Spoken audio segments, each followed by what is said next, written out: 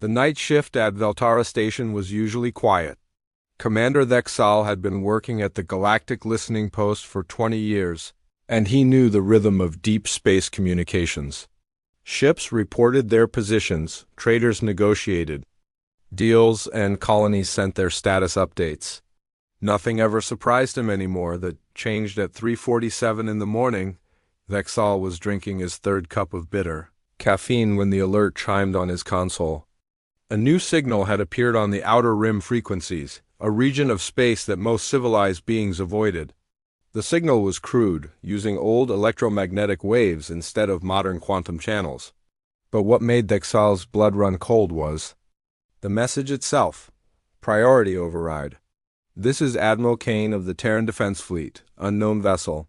You have violated restricted space and destroyed one of our mining platforms. We are dispatching a full battle group to your coordinates. Stand down immediately or face the consequences. Thexal read the message 3 times. His 6 eyes blinked in sequence as he processed the information. Terran Defense Fleet. The name was completely unknown to every galactic database.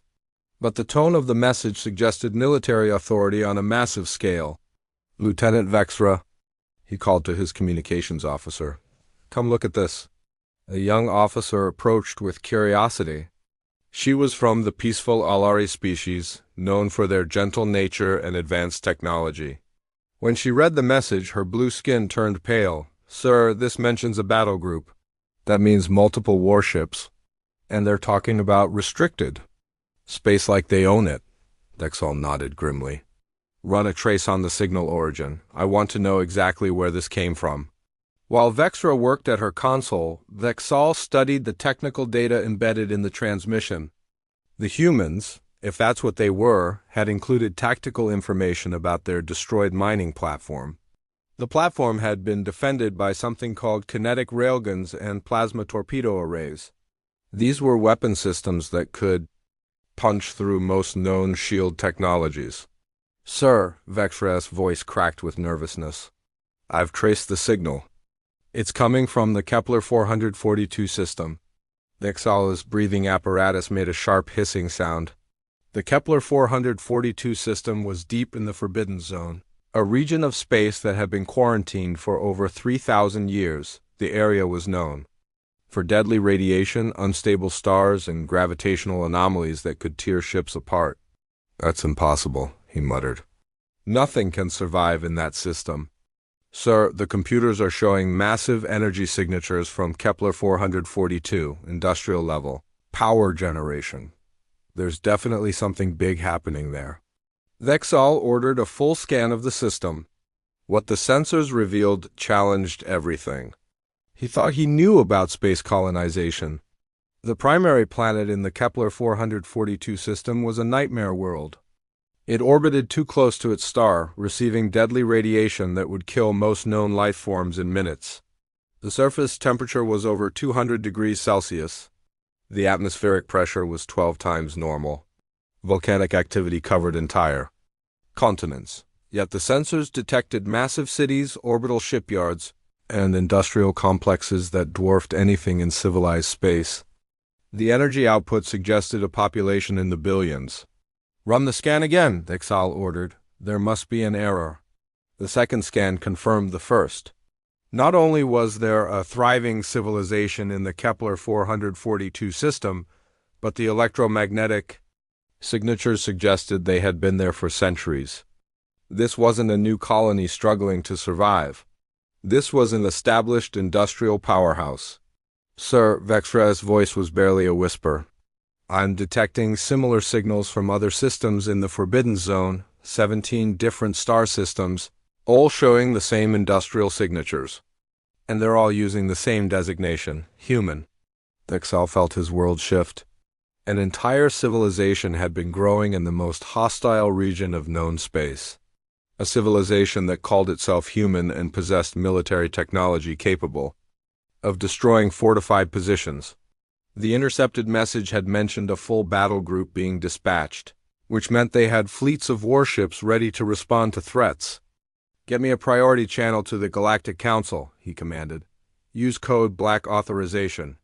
Code Black was reserved for threats to galactic security. Dexal had never used it before, but he knew this situation qualified. An unknown military power with advanced technology and the ability to thrive in Deathworld conditions was emerging from the Forbidden Zone, while the priority message traveled through the quantum networks toward the Council headquarters. Dexal continued monitoring the human frequencies. More transmissions were coming in from across the Forbidden Zone, fleet movements, supply reports, and military coordination on a scale that suggested a major mobilization. "Sir," Vexra reported, "I'm detecting hyperspace signatures from multiple systems. The humans are moving ships." Vexal studied the movement patterns. Whatever the humans were planning, it was coordinated across dozens of star systems. This wasn't random activity. This was a civilization preparing for something big. The most disturbing aspect was how long they had remained hidden. The Forbidden Zone had been avoided for 3 millennia, allowing the humans to build their civilization without interference. They had been watching, learning, and preparing while the rest of the galaxy ignored their existence. "Monitor all frequencies in the Forbidden Zone," Vexal ordered. "I want to know every time they breathe." As he prepared his detailed report for the Council, Vexal couldn't shake the feeling that this was just the beginning. The humans had revealed themselves with a single intercepted transmission, but that revelation was clearly intentional. They wanted to be discovered. The question that haunted him was simple: what were they planning to do next? Deep in the Forbidden Zone, Admiral Kane stood on the bridge of his flagship, watching the tactical displays show the movement of his battle group. The time for hiding was over. The humans were ready to take their place in the galaxy. Whether the other species liked it or not, the intercepted transmission had been the first move in a game that would reshape the balance of power among the stars, and the humans intended to win. The emergency session of the Galactic Council began at dawn. Representatives from 47 species gathered in the great amphitheater of Unity Station, their holographic forms flickering with nervous energy. The massive chamber, built to inspire peace and cooperation, now buzzed with fear and uncertainty. Council Speaker Drakmer stood at the central podium, his ancient frame showing the weight of 3 centuries of diplomatic service. His species, the Kethlari, were known for their wisdom and patience. But today, even his steady voice carried notes of concern. "Fellow representatives," he began, his words echoing through the chamber, "we face a situation unlike any in our recorded history. Commander Vexal's report from Veltara Station has revealed the existence of a previously unknown civilization. A civilization that has been growing in secret for thousands of years." The chamber fell silent. Every representative had read the preliminary reports, but hearing the words spoken aloud made the reality more frightening. Ambassador Lindar of the Peaceful Collective raised her graceful hand. Her species were known for their gentle nature and advanced healing abilities. Their homeworld was a paradise of crystal lakes and floating gardens. The idea of a civilization thriving in the Forbidden Zone was almost incomprehensible to her. "Honored Speaker," she said, her voice like soft chimes, "surely this is an overreaction. One intercepted transmission from a primitive species does not constitute a galactic emergency. Their technology appears to be centuries behind our own." General Rexton of the Hegemony Defense Corps stood abruptly. His species, the Kortal, were natural warriors with thick armor plating and multiple arms designed for combat. They had served as the Council's military backbone for over a millennium. "With respect, Ambassador," Rexton's voice rumbled like distant thunder, "the tactical data suggests otherwise. These humans speak of kinetic railguns and plasma torpedo arrays. Such weapons could penetrate our shield systems with ease." The chamber erupted in overlapping conversations. Some representatives argued for immediate diplomatic contact. Others suggested defensive preparations. A few even whispered about preemptive strikes to contain the potential threat. Chief Analyst Mortal stepped forward to address the assembly. His species, the Velinari, were known for their analytical minds and scientific expertise. They had been studying the galaxy's mysteries for millennia. Honored representatives, Mortal began, his forearms manipulating holographic displays. I have completed a preliminary analysis of the Kepler 442 system. The results are unprecedented and deeply troubling. The main display showed a three-dimensional model of the human homeworld. The planet was a sphere of fire and death, with massive volcanoes covering entire continents. The atmosphere glowed with deadly radiation. The surface temperature would melt most known metals. This world exhibits conditions that would kill most of our species within minutes, Mortal continued. Surface temperatures exceeding 200 degrees Celsius. Atmospheric pressure 12 times the galactic standard. Radiation levels that would sterilize organic matter almost instantly. The representatives stared at the display in horrified fascination. Several species were known for their hardiness, but none could survive in such conditions. Yet, Mortal S. voice carried a note of wonder mixed with fear. Our deep space sensors detect industrial activity on a massive scale. Energy signatures indicate a civilization with a population exceeding 8 billion individuals. They have orbital shipyards, massive mining operations, and what appears to be a significant military infrastructure. Ambassador Kylter of the Trade Federation spoke up. His species, the Mercani, were natural merchants who had built their society around commerce and negotiation. They understood the implications of such industrial capacity. 8 billion? He asked, his voice tight with concern. That's larger than most of our major homeworlds. And they're all living on a death world? Not just living, Mortal replied. Thriving. The electromagnetic signatures suggest they have been actively expanding their industrial base for several centuries. More concerning, we have detected similar signatures from other systems in the Forbidden Zone. This is not an isolated colony. This is an entire interstellar civilization. The chamber fell silent as the implications sank in. General Rexton stood again, his armored form imposing even in holographic projection. If they can survive in those conditions, what could they accomplish in civilized space? We need to understand their intentions immediately. Ambassador Lindar S. Bioluminescent skin flickered with distress patterns.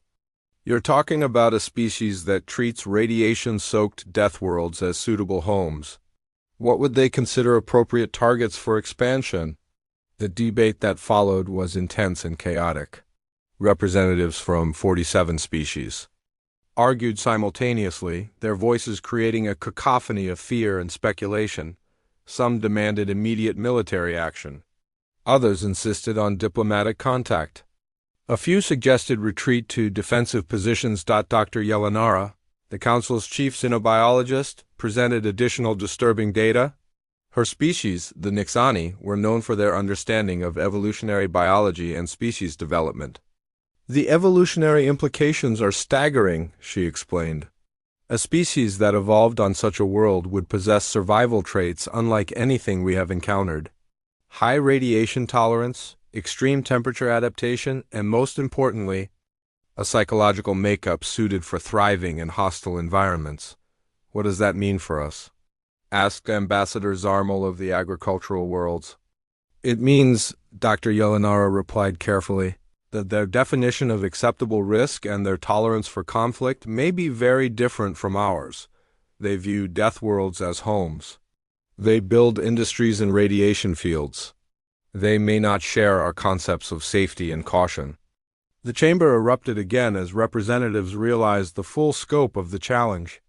They were not dealing with a typical emerging civilization that could be gradually integrated into galactic society. They were facing a species that had evolved. In conditions that would kill most galactic citizens, Speaker Drakmor called for order, his ceremonial gong ringing through the chamber. We cannot make decisions based on fear and speculation. We need concrete intelligence about their capabilities and intentions. General Rexton nodded grimly. I recommend a covert reconnaissance mission to the edge of the Forbidden Zone. We need to assess their military strength and technological level. And if they detect our reconnaissance? Asked Ambassador Lindar. Then we will discover just how advanced their sensor technology really is, Rexton replied. But we cannot formulate a response without proper intelligence. The debate continued for hours, but eventually the council reached a consensus. They would dispatch their most advanced reconnaissance vessel to gather intelligence on the human civilization. The mission would be completely covert, using the latest stealth technology to avoid detection. As the session concluded, each representative returned to their homeworlds with the same troubling questions. Had they discovered a potential ally? Or the greatest threat the galaxy had ever faced? And more importantly, how would they respond when they learned the answer? The reconnaissance mission was approved by unanimous vote, though many representatives suspected they were already too late. The humans had been preparing for this moment for centuries, and they had chosen to reveal themselves now for a reason. In the depths of space, the wheels of history were turning, and the galaxy would never be the same. The SV Pathfinder was the most advanced reconnaissance vessel in the Galactic Council's fleet. Captain Zival had commanded stealth missions for 15 years, and his ship was equipped with sensor systems that could analyze quantum signatures from 30 light-years away.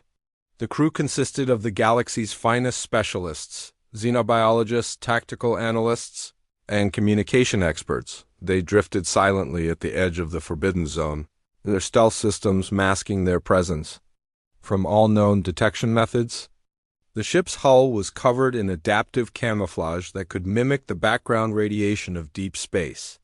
Their quantum dampeners eliminated all energy signatures that might give away their position. Sensors are picking up massive energy signatures from the Kepler 442 system, reported Science Officer Yexana.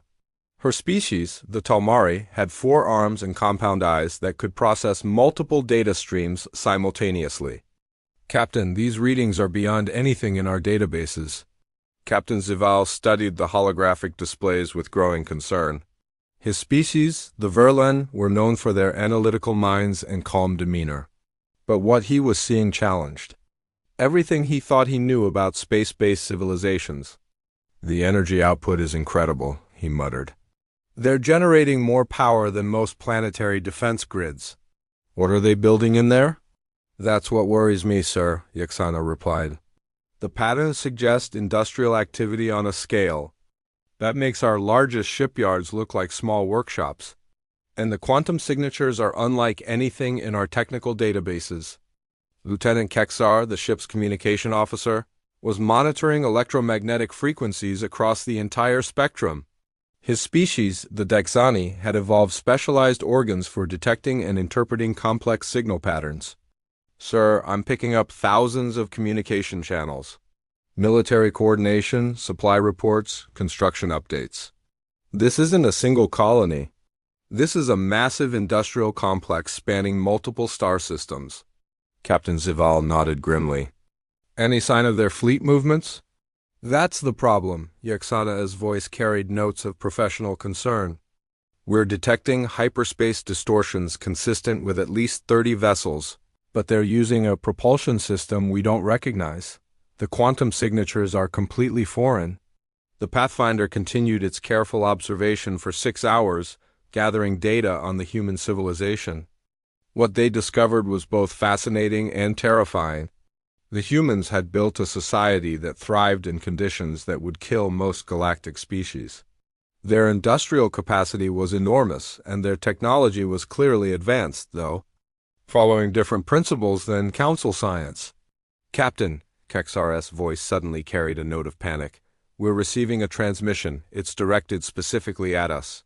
The bridge fell silent. Every crew member understood the implications. The Pathfinder's stealth systems were the most advanced in the galaxy, capable of hiding from even the hegemony's most sophisticated sensors. For the humans to detect them meant their technology was far beyond anything the Council had imagined. Put it on screen, Captain Zival ordered, his voice steady despite his racing pulse. The holographic display activated, revealing a figure that defied all expectations. The human appeared remarkably similar to several known species, bipedal, bilateral symmetry, single head with forward-facing eyes. But there was something about those eyes that made Zival's survival instincts scream warnings. This was not a peaceful herbivore that had somehow achieved spaceflight. This was a predator. The human's gaze was calculating, intelligent, and completely without fear. He stood with the casual confidence of someone who held all the advantages. "Unknown vessel," the human spoke with calm authority. "This is Admiral Kane of the Terran Defense Fleet. You have been observing our territory for the past 6 hours. State your intentions or withdraw immediately." The crew exchanged shocked glances. They had been detected the moment they arrived, their every movement tracked by sensors they couldn't even identify. The humans had been watching them watch. "Open." "A channel," Captain Zival commanded. "This is Captain Zival of the Galactic Council Reconnaissance Division. We come in peace, seeking to establish diplomatic contact with your civilization." Admiral Kane's expression didn't change, but something shifted in his eyes.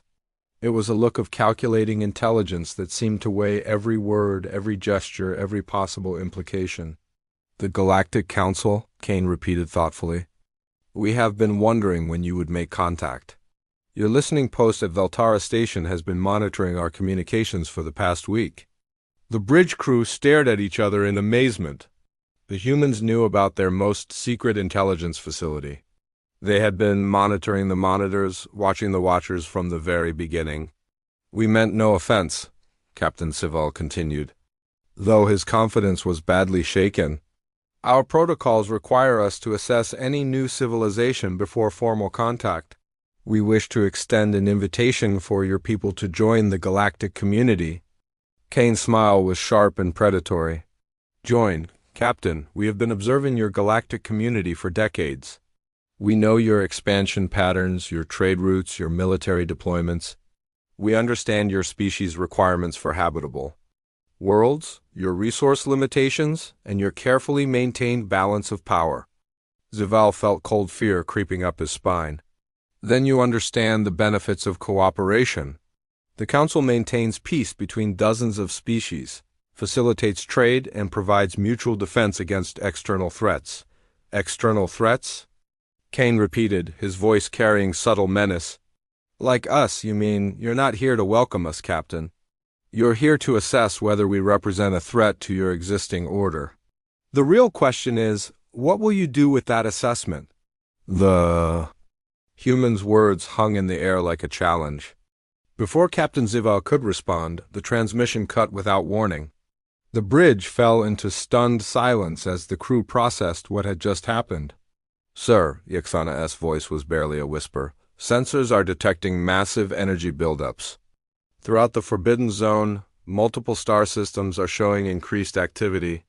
"Fleet movements?" Zival asked, though he already knew the answer. "Extensive fleet movements. Hyperspace signatures are appearing across dozens of systems. Whatever they're preparing for, it's happening on a scale that makes our largest military. Operations look small. Lieutenant Keksar's communication equipment was detecting increased signal traffic across the human networks.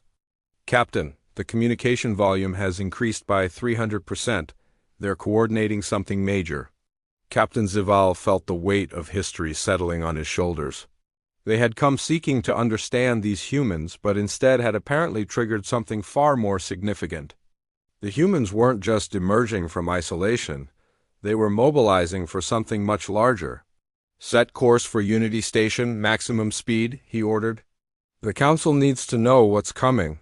As the Pathfinder engaged its hyperdrive and fled toward Council space, none of the crew noticed the small probe that had attached itself to their hull during the conversation.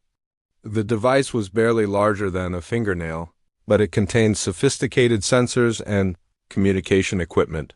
The probe would ensure that the humans knew exactly where the Galactic Council's seat of power could be found. It would also provide detailed information about Council ship designs, defensive systems, and technological capabilities. Admiral Kane had ended the conversation abruptly, not out of rudeness, but because he had learned everything he needed to know. The Council was afraid, they were unprepared, and they were about to discover that the age of human isolation was ending on humanity's terms, not theirs. In the depths of space, the greatest game of interstellar chess in galactic history was about to begin, and the humans had just made their opening move. The emergency alarms at Unity Station created a sound like the screaming of 1,000 dying stars. Council Speaker Drakmer stood in the command center, his ancient frame trembling as he watched the tactical displays fill with more contact signatures than he had ever seen in his 3 centuries of life. "How many ships?" he asked, though part of him didn't want to know the answer. "Fleet Admiral." Texran stared at his displays with the expression of someone watching his worst nightmare come true. His species, the Beltari, had served as the Council's primary naval commanders for over 1,000 years. They understood space warfare better than any other species in the galaxy. "Initial count shows 437 vessels," he reported, his voice hollow with disbelief. "But they're still arriving. The hyperspace signatures suggest at least 200 more ships inbound." The human fleet had appeared at the edge of the Unity system like a dark storm cloud. Their ships were massive, angular constructions that seemed to prioritize function over form. Where Council vessels featured graceful curves and artistic flourishes that reflected their builders' aesthetic values, the human ships looked like flying fortresses built to survive anything the universe could throw at them. "They're not attempting any stealth measures," observed Chief Analyst Mortal.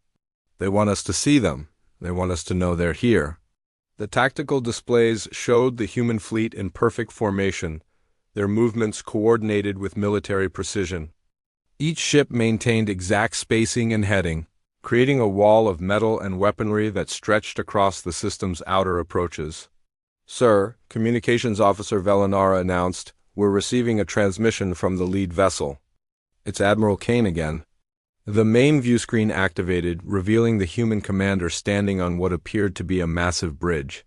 Behind him, dozens of officers worked at stations that glowed with unfamiliar technology. The scale of the operation was staggering. The bridge alone was larger than most Council ships. "Speaker Drakmer," Kane began, his voice carrying across the void with disturbing calm, "I believe formal introductions are in order. I am Admiral Kane, speaking on behalf of the Terran Colonial Alliance. We represent 47 worlds and over 60 billion human souls." Drakmer found his voice despite his shock. 60 billion. The number was almost incomprehensible. Most Council species had populations in the millions or low billions spread across multiple worlds. The humans had built a civilization larger than the entire Council membership. "Admiral," he managed to say, "your show of force is impressive. But surely diplomatic channels would be more appropriate for first contact between our civilizations." Kane's smile was grim and predatory. "Diplomatic channels? Speaker, we have been attempting to establish diplomatic contact for 50 years. Your species have been systematically avoiding the regions of space we inhabit, quarantining entire sectors as uninhabitable wastelands. We have watched your expansion carefully avoid our territory while you divided up the galaxy among yourselves." "The Forbidden Zone was quarantined for good reason," Drakmer protested. "The radiation levels alone would kill most organic life forms within hours." "Are perfectly manageable with proper technology and evolutionary adaptation," Kane interrupted. "You have been treating those systems as worthless wasteland while we have been building an entire civilization there. 47 worlds, Speaker. 47 thriving colonies with billions of citizens that you have written off as impossible." The tactical displays showed the human fleet maintaining perfect formation, their weapons powered but not actively targeted. It was a demonstration of disciplined control that was somehow more intimidating than outright hostility would have been. General Rexton stepped forward, his military bearing rigid with tension. "What exactly do you want from us?" Kane's gaze shifted to the general, and Rexton felt like he was being evaluated by a professional soldier. "Recognition, a seat at the table, the right to exist without being treated as a quarantine zone. Your council has been making decisions about our region of space for millennia, without consulting the people who actually live there, and if we—" "Refuse?" Rexton asked bluntly. Kane's expression didn't change, but something cold flashed in his eyes.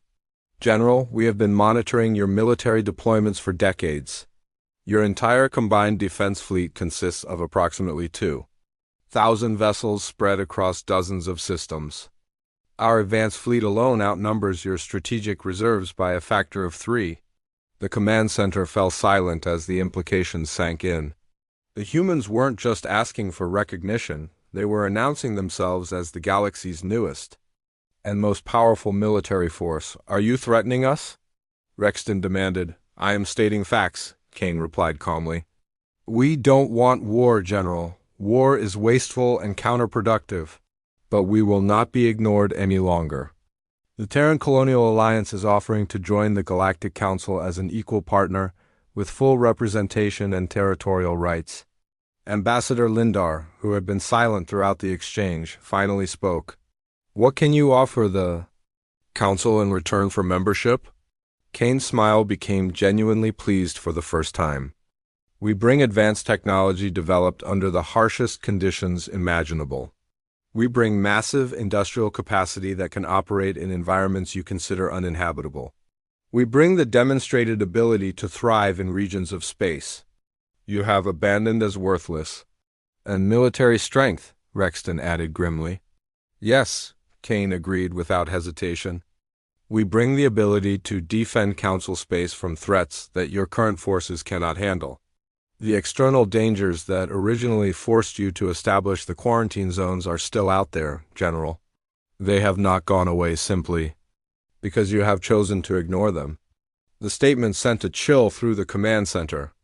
The Great Silence, the mysterious threat that had driven galactic civilization inward over 3 millennia ago, was still classified information known only to the highest levels of Council leadership. How do you know about the external threats? Drakmor asked carefully. Because we have been fighting them for centuries, Kane replied. The Forbidden Zone wasn't empty when we arrived, Speaker. It was contested territory.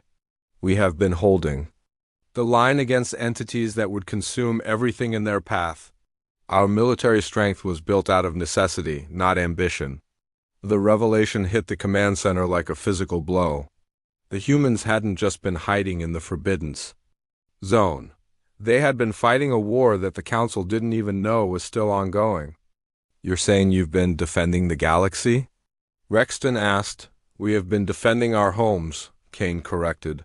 But yes, our presence has prevented the external threats from advancing into what you call civilized space.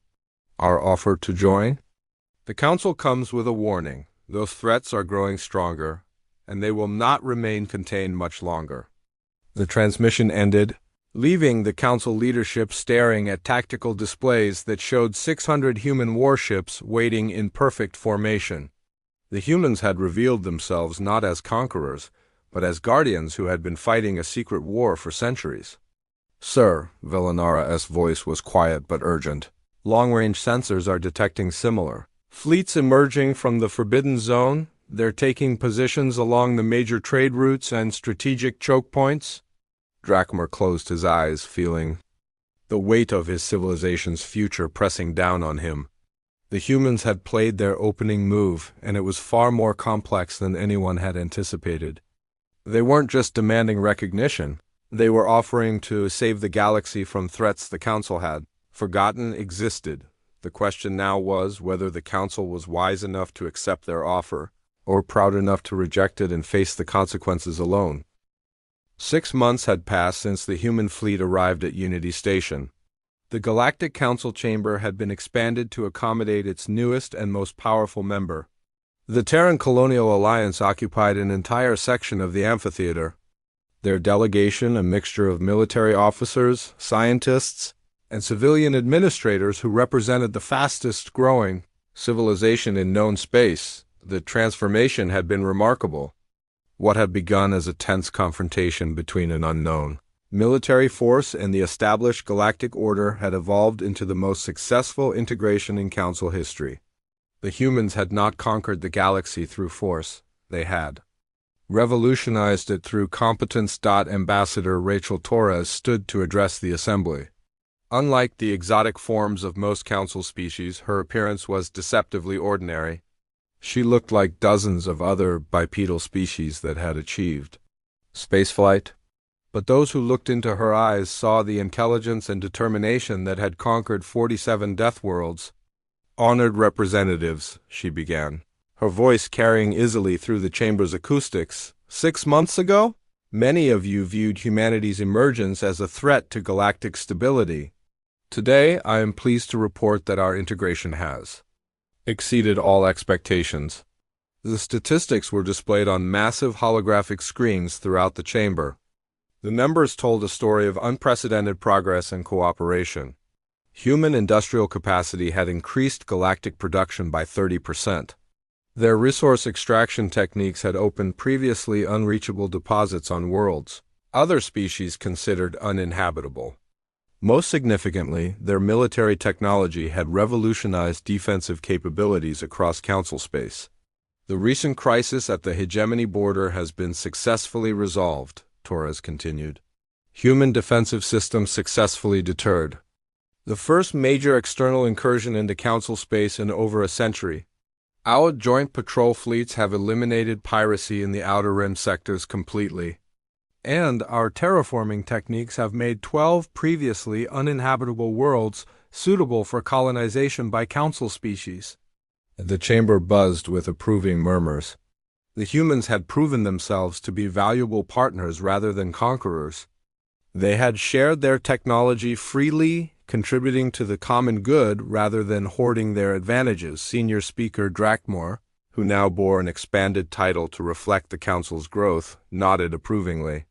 The Terran Colonial Alliance has indeed proven itself an invaluable member of our community. But I believe Admiral Kane has an announcement that will be of particular interest to this assembly. Admiral Kane stood with the same predatory grace that had intimidated Council leaders 6 months earlier. But now that same intensity was directed outward, toward threats that menaced the entire galaxy. Thank you, Senior Speaker. As many of you know, our deep space monitoring stations have detected disturbing signals from beyond the galactic rim. The external threat that originally prompted the quarantine of our region appears to be returning in force. The chamber erupted in concerned murmurs. The Great Silence, which had begun over 3 millennia ago, was legend among most species. Ancient records spoke of entities that had driven galactic civilization inward, forcing the abandonment of vast regions of space. But the humans had maintained detailed records and active defenses against these threats. Our analysis suggests a coordinated probe by the same entities that originally forced the establishment of the Forbidden Zone, Kane continued. However, we believe the combined resources of the Terran Colonial Alliance and the Galactic Council can mount an effective defense against this threat. General Rexton, now serving as Joint Military Coordinator, stepped forward to present the Unified Defense Plan. The months of cooperation had transformed him from a skeptical military commander into one of humanity's strongest supporters.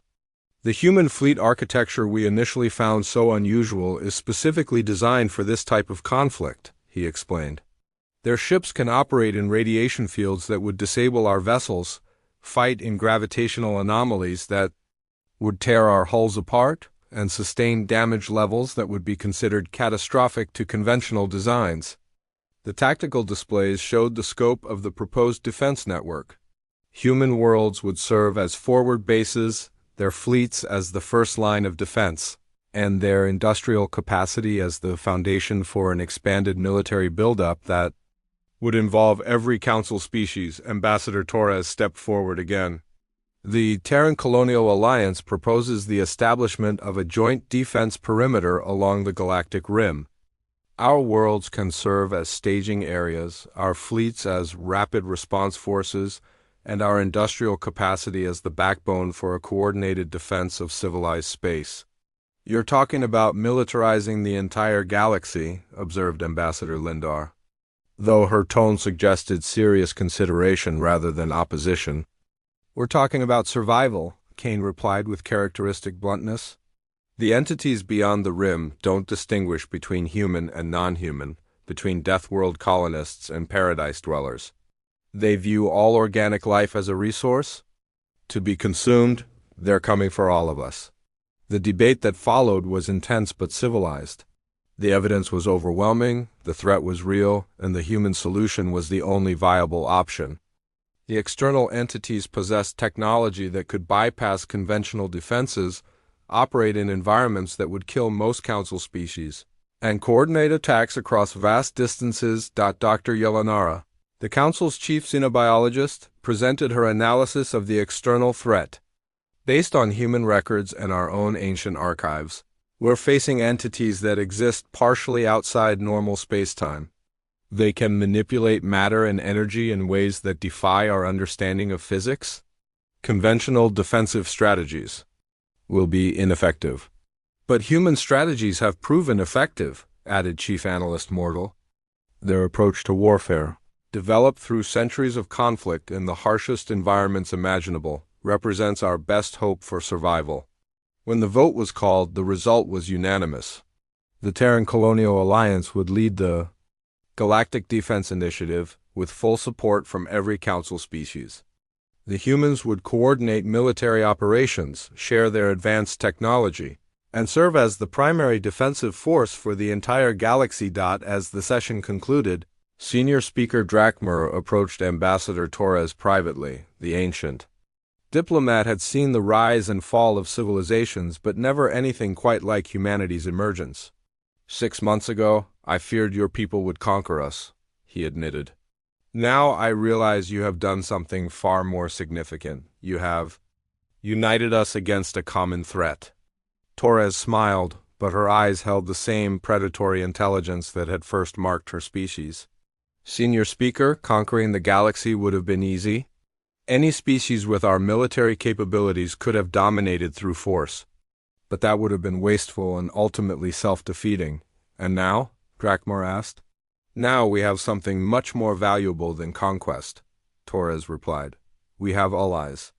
We have a united galaxy willing to fight for its survival. And, we have the industrial and military capacity to actually win that fight.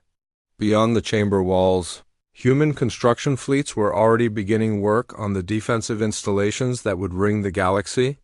The Deathworld colonists had emerged from their isolation not as conquerors, but as the guardians the galaxy desperately needed. The real test was yet to come.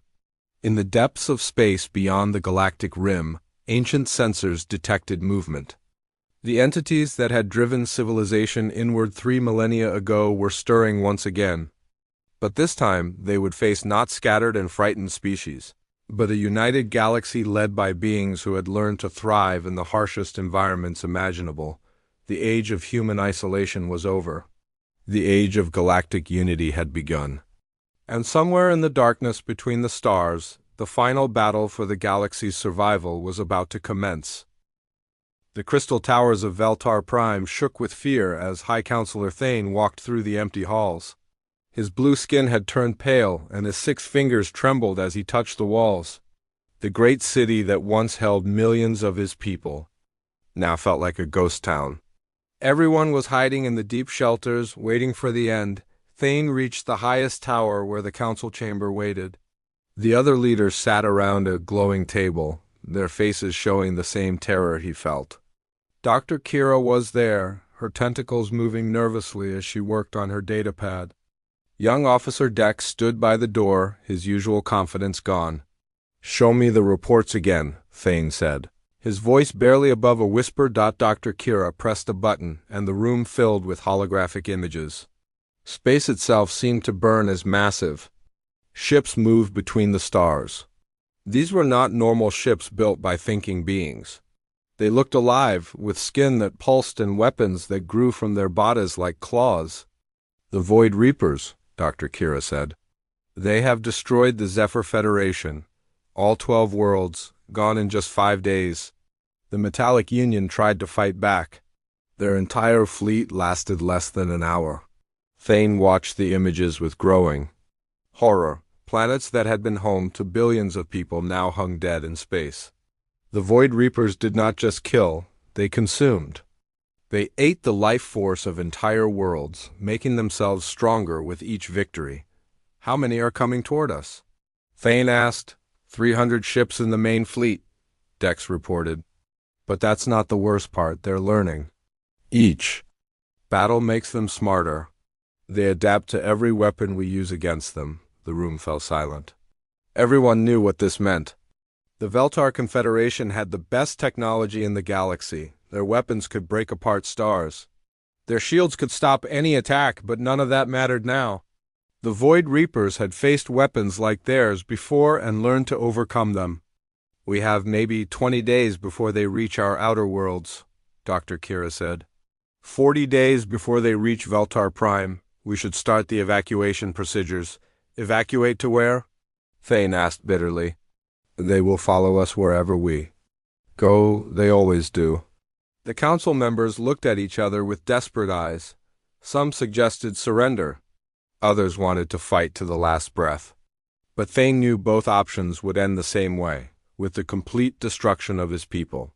That's when Dex spoke up. "Sir, there is one more option. The Forbidden's archives contain something called the Deep Summons Protocol." The temperature in the room seemed to drop. Everyone knew about the Forbidden's archives. They contained knowledge so dangerous that reading it was punishable by exile. The Deep Summons Protocol was locked away for good reason. "You're talking about summoning the Deathworlders," Dr. Kira said, her voice full of fear. "The ancient texts say they are more dangerous than any enemy we've ever faced." Thane had read those texts long ago, when he was just a young student. They spoke of a world so hostile that no civilized being could survive there. A world where the very air burned with poison, where the ground shook with constant earthquakes, where massive storms could destroy entire continents. But somehow, impossibly, life had evolved there. Not just survived, but thrived. The beings from this world had learned to live with constant danger. They had adapted to threats that would kill most species instantly. The ancient texts called them the ultimate survivors. "The warnings are clear," Thane said.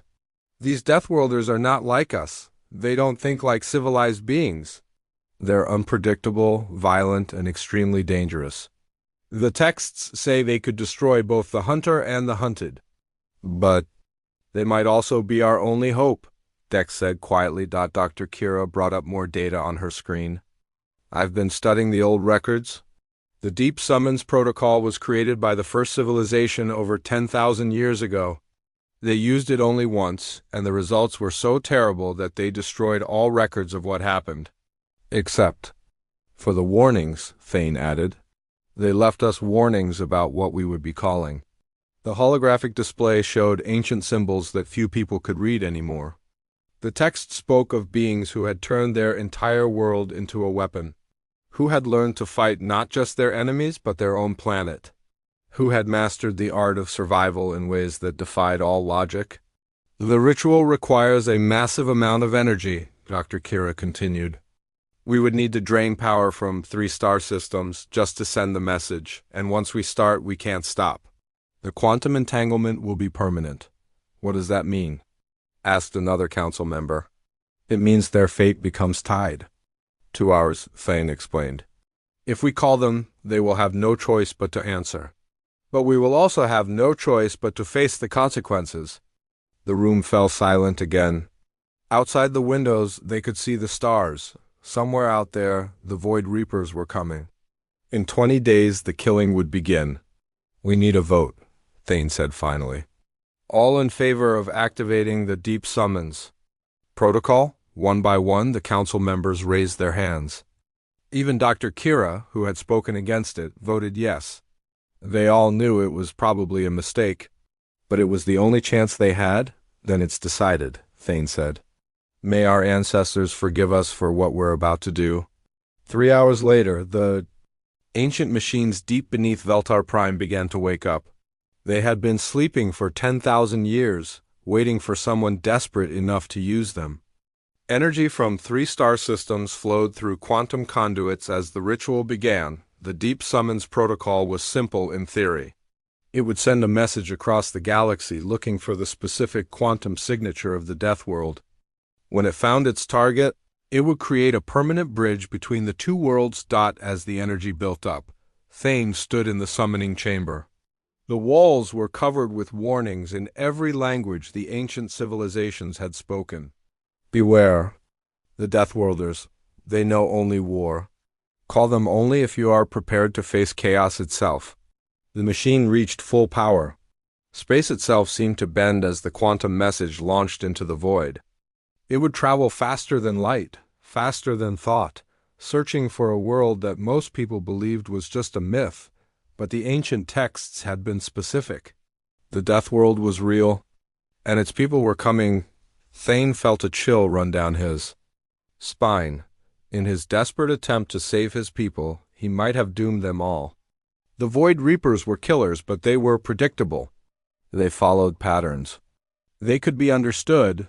The Deathworlders were something else entirely. They were chaos given form. They were survivors who had learned to thrive in impossible conditions.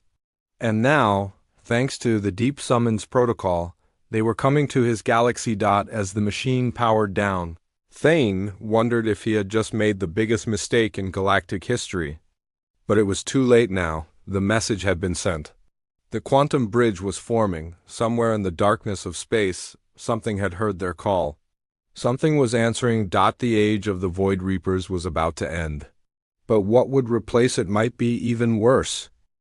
Commander Jake Torres was drinking his third cup of coffee when the universe changed forever.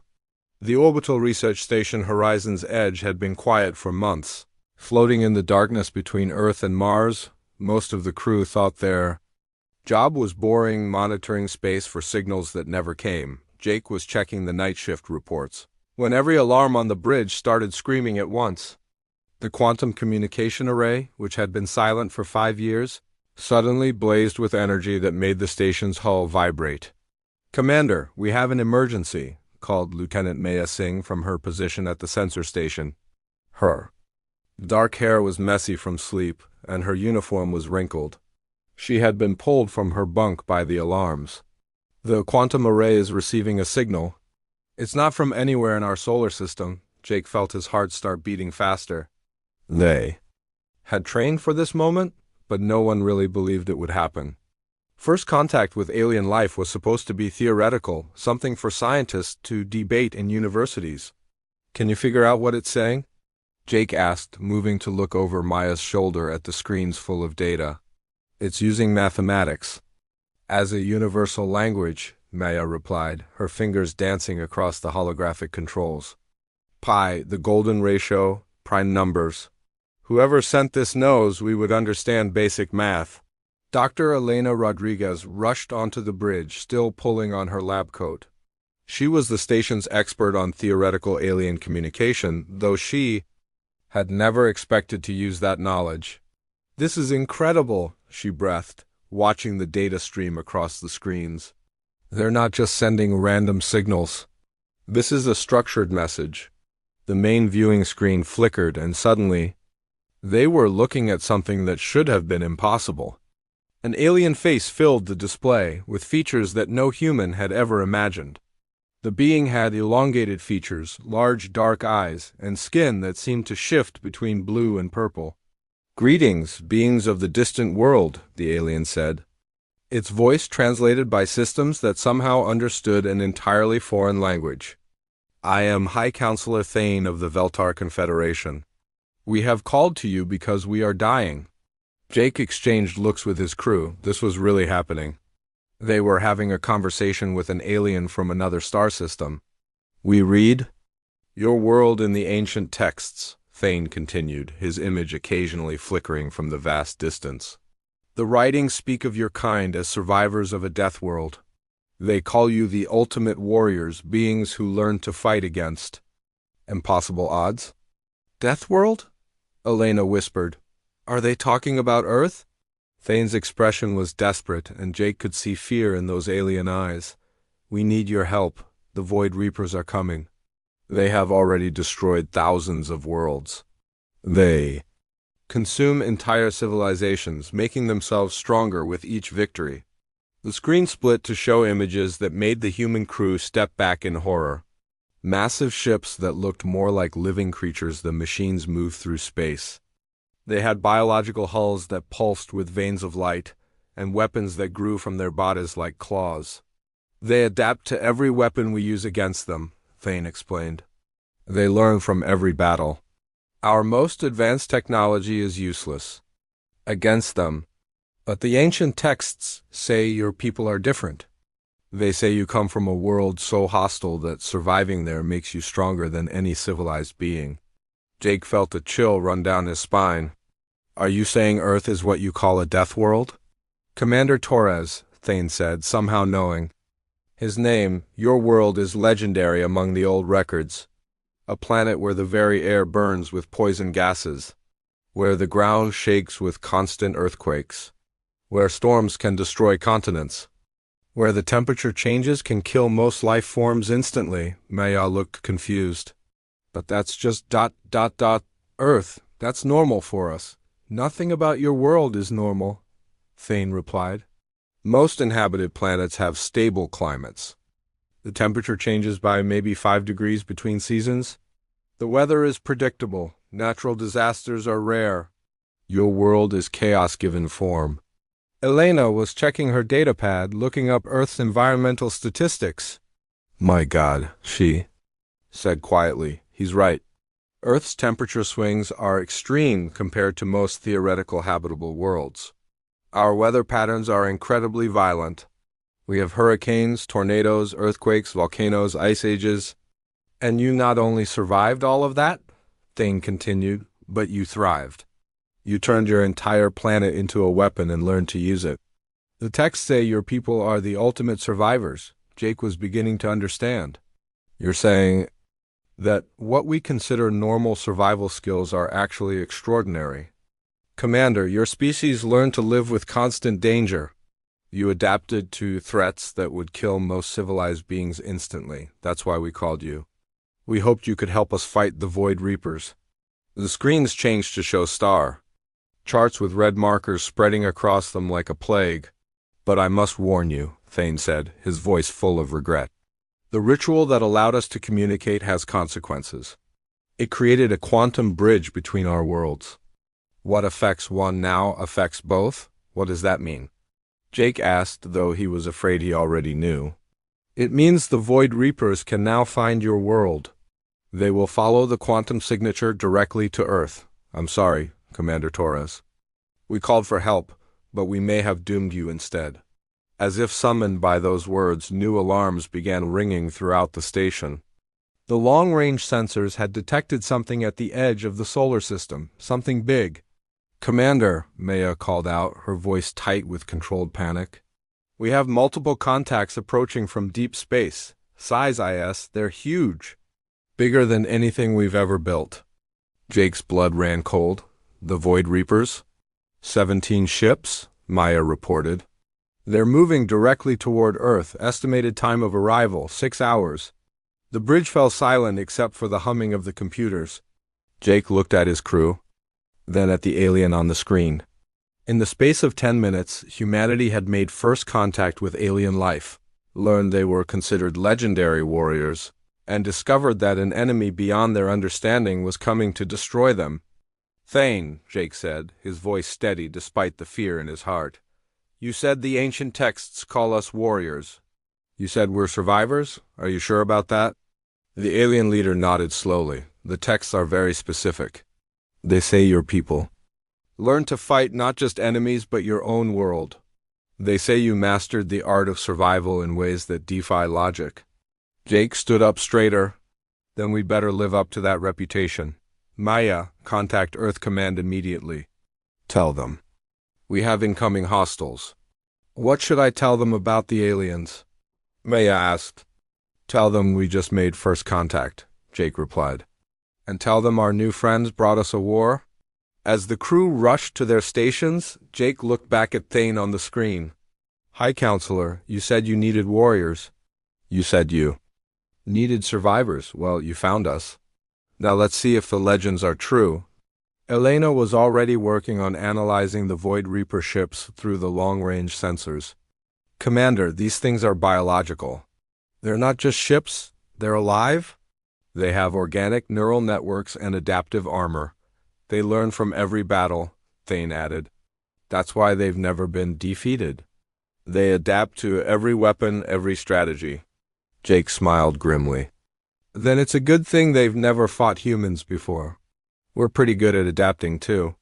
As Earth's defense systems began to activate around the world, Jake wondered if humanity was about to prove the ancient legends right. In 6 hours, they would find out if the survivors of the Deathworld called Earth were everything the galaxy believed them to be. The Void Reapers were coming. But they were about to discover that sometimes the prey fights back. General Marcus Webb had seen many crises in his 30-year military career, but nothing had prepared him for this. The Pentagon's Crisis Command Center buzzed with activity as screens showed the impossible 17 alien ships, each one larger than a city approaching Earth with hostile intent.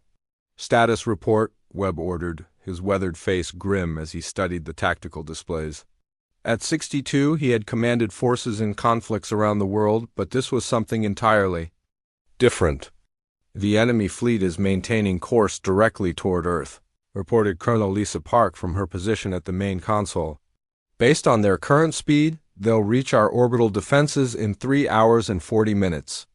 Dr. Amanda Cross, the Pentagon's chief scientist, looked up from her analysis station. "General, these aren't traditional spacecraft. Our probes show they're biological in nature. They have organic neural networks, adaptive armor that responds to damage, and weapons that seem to evolve with each use." Webb nodded, absorbing the information. The main screen split to show Commander Torres aboard the Horizon's Edge station, and the alien leader, High Counselor Thane, whose blue-tinted face looked even more worried than before. "General Webb," Thane said through the quantum communication link, "I must apologize. We thought we were calling for help from legendary warriors. We didn't realize we were bringing death to your world." "Save your apologies," Webb replied curtly. "What can you tell us about these Void Reapers that might help us fight them?" Thane's expression darkened. "They're not just conquerors, General. They're harvesters. They consume the life force of entire civilizations and add their biological and technological capabilities to their own collective. They've absorbed the strengths of over 3,000 different species." Dr. Cross pulled up holographic displays, showing the enemy formation. "They're not even trying to hide their approach. They're broadcasting their presence on all frequencies." "Because intimidation is part of their strategy," Torres added from his station. "They let fear do half the work. Most civilizations surrender before the fighting even begins." Webb studied the alien ships on the screen. They moved with a disturbing organic grace, their hulls pulsing with veins of bioluminescent light. "Have they ever been defeated?" "Never," Thane replied. "They've destroyed every civilization they've encountered. Some species tried to fight, others attempted to negotiate. The result was always the same, complete consumption of their life force." Well, they've never fought humans before," Webb sighed grimly. "Dr. Cross, initiate Emergency Protocol 7. Contact every major military power on Earth.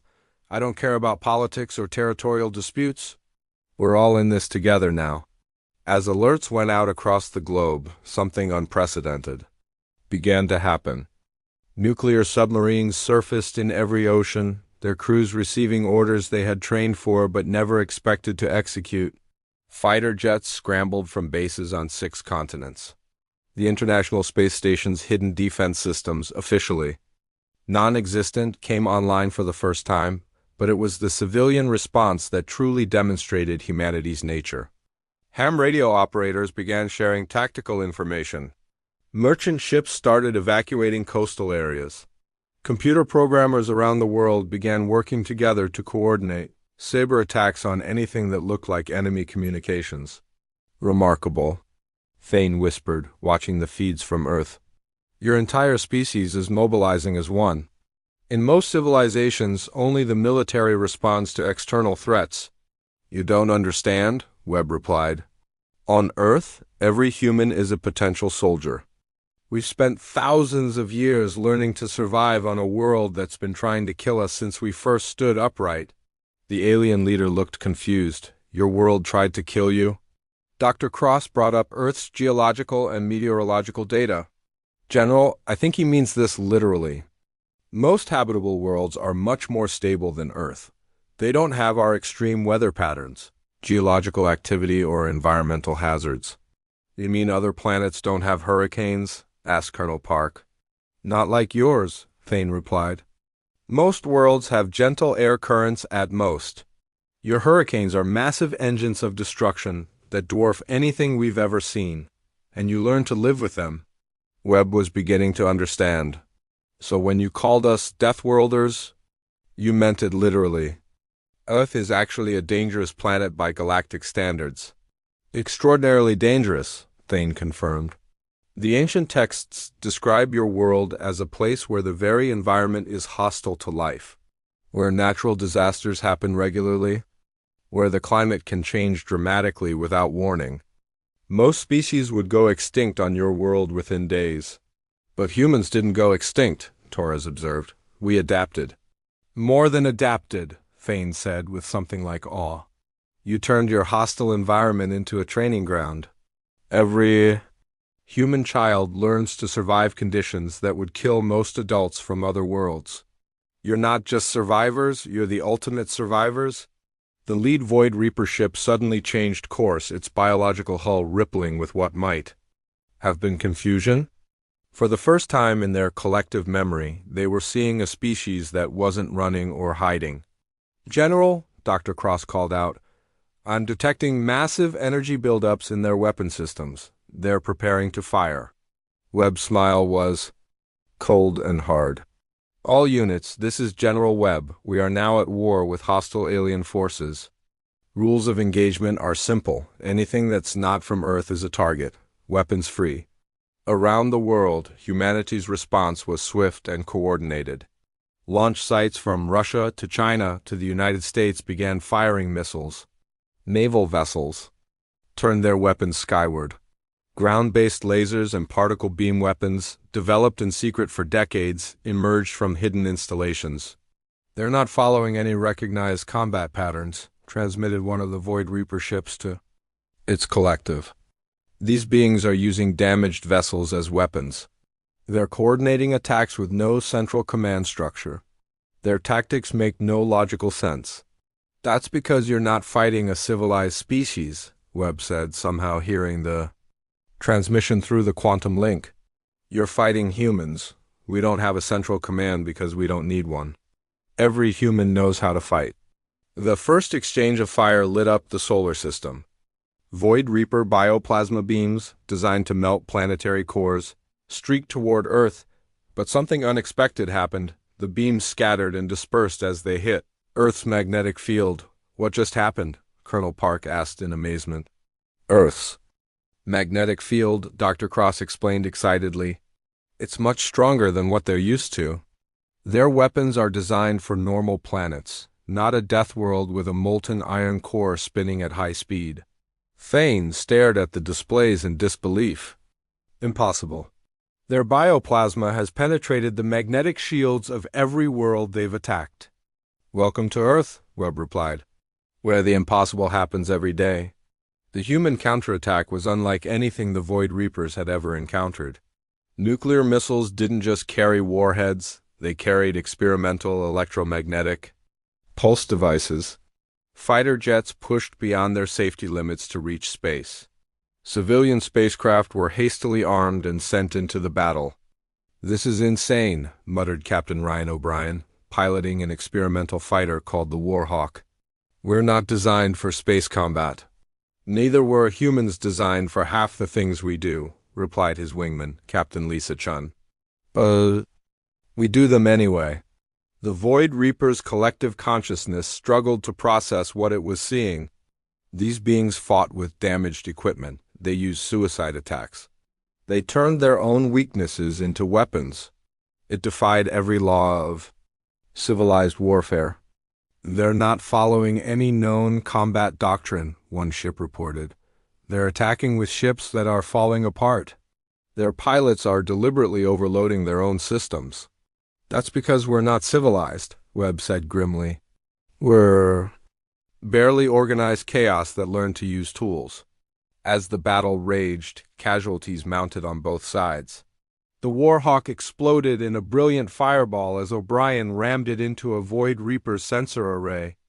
The lunar defense station went dark as bioplasma found its mark, but something was happening that had never happened before in the Void Reaper's history. For the first time, they were encountering an enemy that became more dangerous as the fight continued. Human forces were adapting to their tactics faster than they could adapt to human tactics. "General," Dr. Cross called out, excitement in her voice, "I'm detecting something strange in their communications. They're showing signs of ... confusion, maybe even fear." Webb's laugh was harsh. "Too late for that. They brought this fight to our doorstep. Now they get to learn what happens when you threaten the Deathworld." The tide of battle was shifting. The Void Reapers had absorbed the knowledge of 3,000 civilizations, but they had never encountered a species whose primary advantage was the stubborn refusal to accept defeat. As more human forces joined the fight, the impossible became reality. The unstoppable Void Reapers were being stopped by the survivors of Earth. The first salvo from the Void Reaper fleet should have ended the war before it truly began.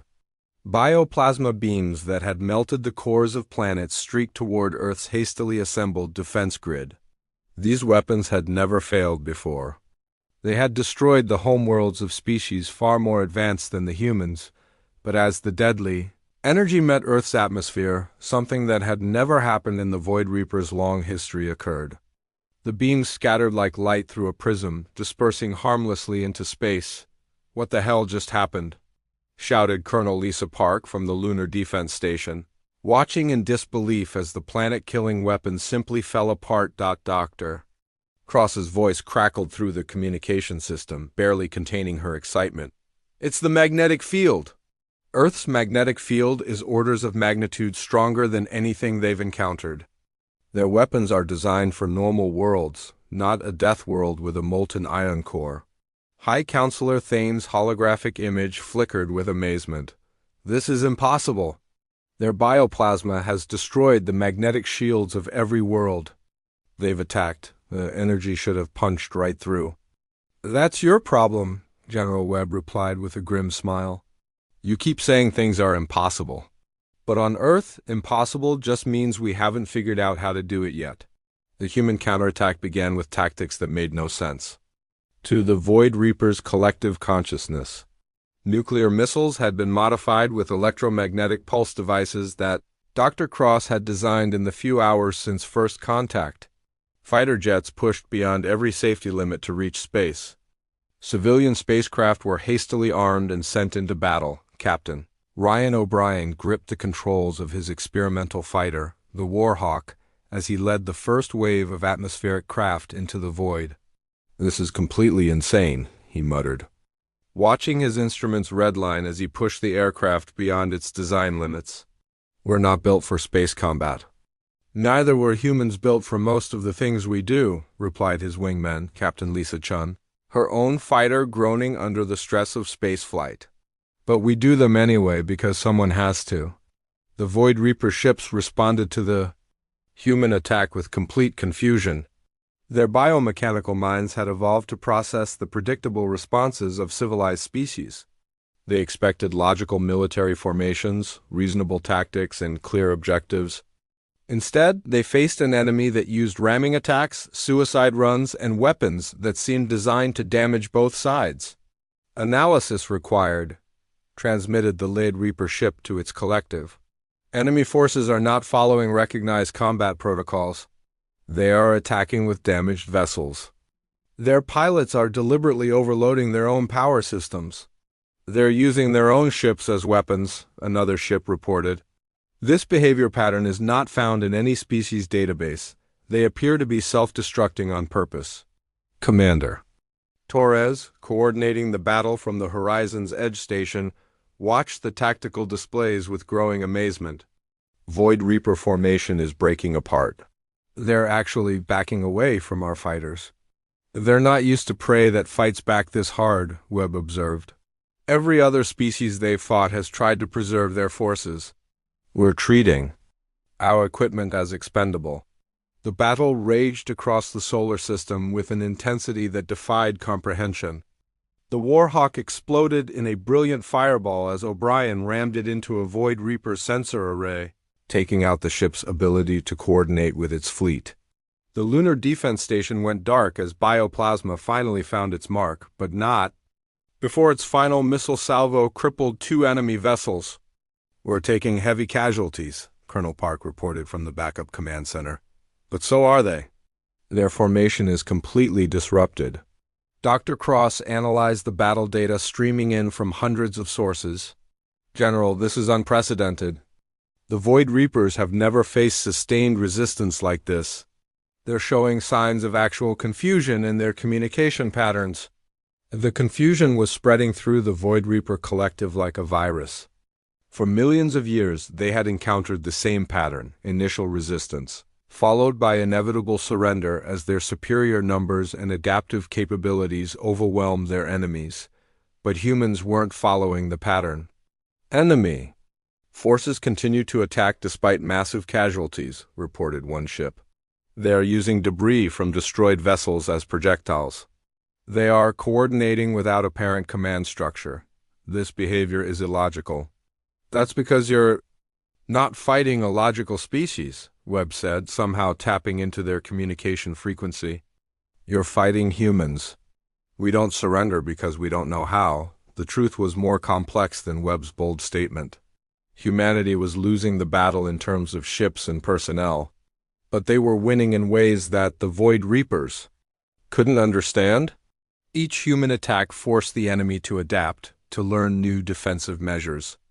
But humans were adapting faster. "They're modifying their tactics in real time," Dr. Cross reported.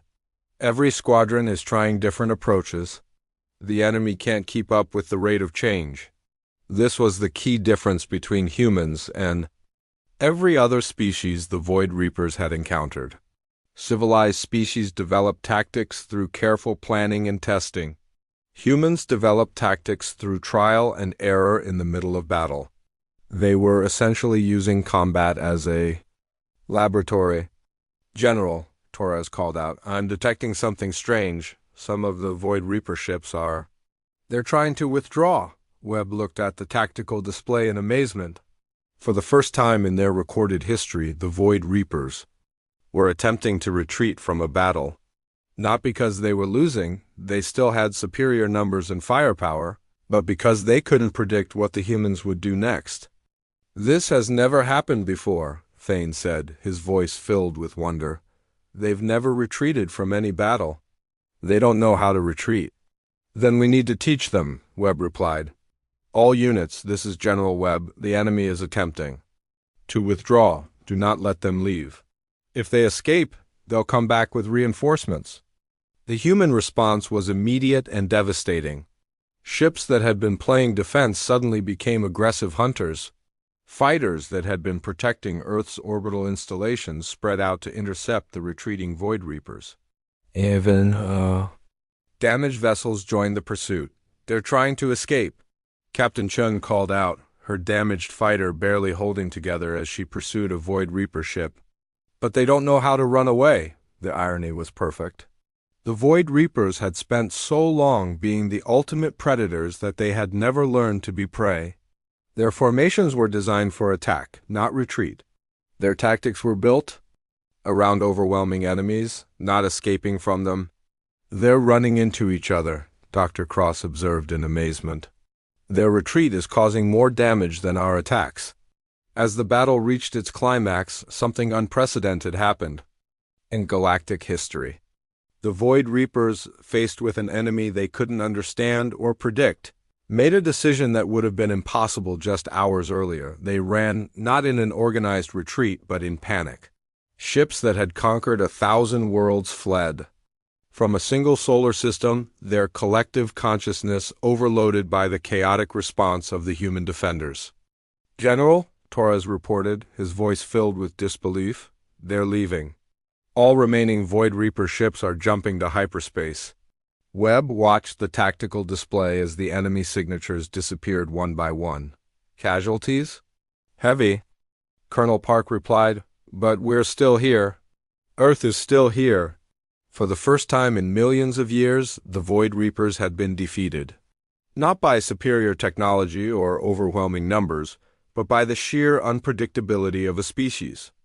that had learned to survive on a world that actively tried to kill them. How? Thane asked, his voice barely a whisper. How did you defeat them? Webb looked at the alien leader and smiled. We didn't defeat them. We just confused them so badly that they defeated themselves. Sometimes that's all it takes. 6 months after the Battle of Earth, High Counselor Thane stood in the newly constructed Galactic Defense Council chambers, watching human engineers work alongside Veltar technicians to install quantum communication arrays.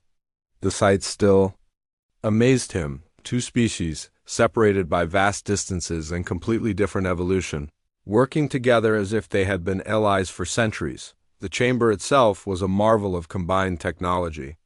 Veltar crystal architecture supported human steel frameworks, while both species' computer systems had been merged into something neither could have created alone. The walls displayed star charts showing the locations of 47 worlds now, under the protection of the new alliance. The integration is proceeding faster than our best projections, reported Dr. Elena Rodriguez, who had become Earth's first official ambassador to alien civilizations. Human adaptability combined with Veltar quantum technology is producing results that neither species could have achieved independently. General Webb entered the chamber, his uniform now bearing the insignia of the Terran Defense Corps, a blue Earth surrounded by stars, with the motto, "No one fights alone," written in both human and Veltar languages. Council session is about to begin, High Counselor. Are you ready to address the galaxy? Thane nodded, though his expression remained troubled. General, I still struggle to understand what happened during the battle. The Void Reapers had never retreated before. They had never shown what we would recognize as fear. That's because they'd never encountered anything like humans, Webb replied, taking his seat at the curved council table. They were used to fighting. Civilized species, logical, predictable, with clear surrender conditions, but humans aren't civilized. We're barely organized chaos that learned to use tools. The main chamber began filling with holographic representatives from across the galaxy. Species that had hidden in the shadows for millennia, cowering from the Void Reapers, now looked to the unlikely alliance between the Veltar and the humans for protection. Admiral Torres, promoted from his position as station commander, activated the main display. Representatives, we have established defense networks around 47 worlds in the past 6 months. The Void Reapers have not attacked a single protected system. But how is this possible? Asked the Crithian ambassador, a crystalline being whose species had been enslaved by the Reapers for 3 centuries. You fought them for less than a day. How did you accomplish what entire civilizations could not? Thane stood to address the Assembly. Honored beings, 6 months ago, we faced extinction. The Void Reapers had consumed over 3,000 civilizations, and we seemed destined to join them. In desperation, we performed a ritual that connected us to a species we believed were legendary warriors. Dr. Rodriguez stepped forward. What we discovered instead were humans, a species that had spent their entire evolutionary history learning to survive on a world that actively tried to kill them. They didn't just fight the Void Reapers. They confused them into defeating themselves. The holographic assembly stirred with excitement and disbelief. The Meridian representative, a graceful being with flowing tentacles, spoke first. You're saying these humans actually defeated the Void Reapers? The species that had never lost a battle? More than defeated, Webb replied. We captured 3 of their ships, reverse-engineered their technology, and sent a message to every Void Reaper collective in the galaxy. The message was simple. Earth and its allies are under human protection. Attack us at your own risk. A new voice joined the discussion. Dr. Cross, now serving as Earth's chief sinological analyst, brought up tactical displays. The Void Reaper's strength was also their weakness. They had absorbed the advantages of thousands of civilizations, but they had also absorbed civilized thinking patterns. They expected logical responses, predictable tactics, and reasonable behavior. Humans provided none of those things, Torres added. We used damaged ships as weapons. We coordinated attacks without central command. We treated our most expensive equipment as expendable resources. It broke their entire decision-making process. The Altarian delegate, insectoid being with compound eyes, clicked its mandibles in what might have been amazement. You're saying the key to defeating them was to be uncivilized? Not uncivilized, Webb corrected. Unpredictable. The Void Reapers had learned to counter every military doctrine in the galaxy, but they had never encountered a species that made up new doctrines in the middle of battle. Thane looked out at the assembly with growing confidence. The ancient texts spoke of humans as legendary warriors, but they were only partially correct. Humans aren't just warriors, they're survivors. And there's a crucial difference. A warrior fights according to honor codes and military traditions, Dr. Rodriguez explained. A survivor fights using whatever works, regardless of whether it's been tried before. The session continued for hours as representatives from across the galaxy asked questions about human tactics, technology, and philosophy. Many wanted to know how they could apply human strategies to their own defense forces. You can't, Webb said simply. Human tactics work because humans developed them. We spent thousands of years learning to survive on a world that killed most of its inhabitants. Every human child grows up learning to adapt to deadly situations. That's not something you can teach to adults who evolved on safe worlds. But you can teach us to work with humans? Suggested the Veltar military commander, a tall being named Kex who had worked closely with human forces. Combined operations have proven extremely effective. The Galactic Defense Council voted unanimously to establish permanent alliance protocols. Within hours, applications poured in from species across the galaxy, all seeking protection under the human Veltar Accord. As the session ended, Thane found himself alone with Webb in the observation deck, looking out at the stars through the crystal dome above them. "General, do you ever regret the summoning ritual?" Thane asked. "It bound our species together permanently. Your people can never return to their previous isolation." Webb considered the question seriously. "A year ago I might have said yes, but now? Humanity spent too long looking up at the stars and wondering if we were alone. Now we know we're not alone, and more importantly, we know we're not the only ones who refuse to give up. The Void Reapers will return eventually," Thane warned. "This peace won't last forever. They'll adapt to human tactics eventually." "Maybe," Webb replied with a smile that would have terrified the Void Reapers. "But we've had 6 months to prepare. When they come back, they'll find out what humans can accomplish when we're not caught by surprise." Through the dome above them, they could see the construction lights of the new orbital defense platforms. Human and Veltar workers labored together, building weapons and sensors that combined the best of both technologies.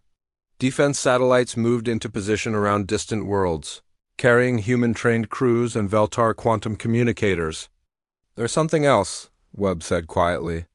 "The ritual didn't just connect our worlds, it connected our peoples. Humans and Veltar are becoming something new together.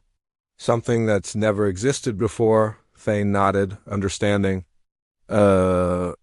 Civilization that combines survival instincts with advanced technology. Chaos balanced by order. Innovation driven by necessity." As the two leaders watched the stars, reports came in from across the galaxy. Void Reaper scouts had been detected near the edge of known space, but they were keeping their distance. The message had been received and understood. The age of the Void Reapers was ending.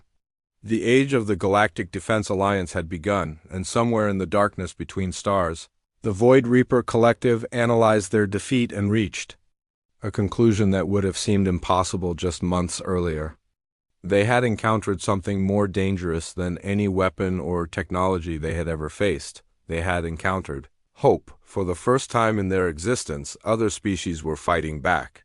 Not just the humans, but dozens of races inspired by the human example. The galaxy was learning that survival was possible, that the Void Reapers were not invincible. The collective consciousness that had dominated the galaxy for millennia faced a new reality. They were no longer the apex predators they had always been. They had awakened something that they could not understand, could not predict, and could not defeat through conventional means. They had never meant to summon the Deathworlders. But now it was too late.